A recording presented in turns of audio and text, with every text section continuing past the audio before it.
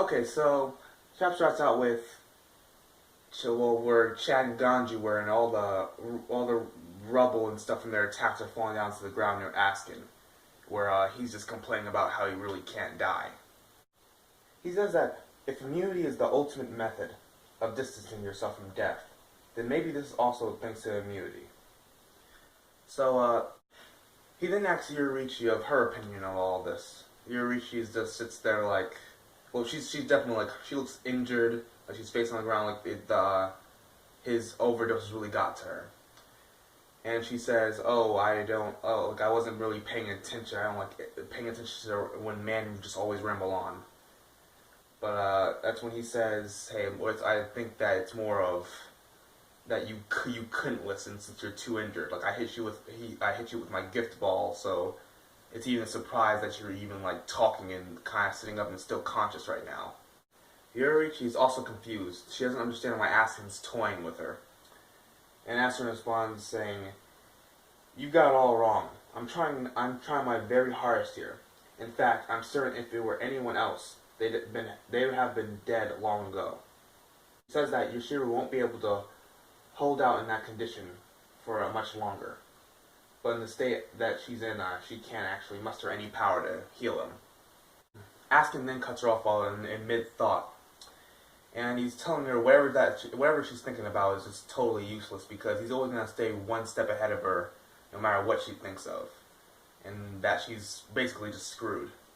And that's when Kisuke Urahara comes to save the day. And so basically that's when he comes and he says, "Looks like you got your ass..." Sorry. I'm trying to still read it. Okay. "Looks like you got your ass stuffed full of lethal doses from where I'm sitting, Yoriichi." He then gets kicked in the face, and he's confused on why it happened. And that's when he notes, okay, I guess what I just now said was a little vulgar. He then goes and taps Yoriichi's ass, literally. And she just goes flying into the air. Askin's confused here, and that's when he starts thinking to himself, hey, maybe I'm actually starting to hear about Kisuke now. And that's when he mentions the 5 battle powers. These 5 battle powers belong to exceptional Noah's individuals who were chosen for very specific qualities of theirs, unusual enough that they were classified as an unknown variable. The first battle power was Ichigo Kurosaki for his latent ability. The second one was Kenpachi Zaraki for his fighting strength. The third one was Ichibei for his wisdom, and the fourth one was Aizen for his Rietsu.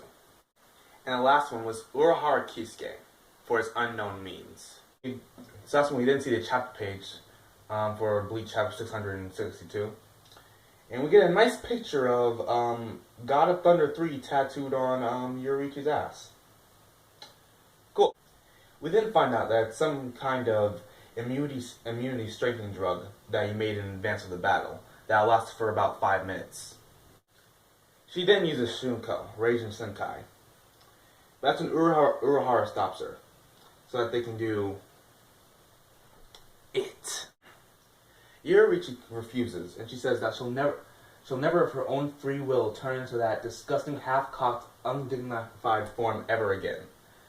And that's when Urahara says that's unfortunate, I guess I'll have to give you a nudge. They're interrupted by an arrow shooting straight past them. Yoriichi then rushes at Askin. He dodges and punches her, and she's almost incapacitated. As all hope seems to be lost, that's when Yoriichi hears a name being called by Urahara.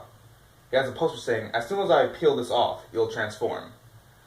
Yoriichi doesn't seem too happy about this, but of course Urahara still peels it off anyway. A massive explosion breaks down. That's when we get to see her new transformation.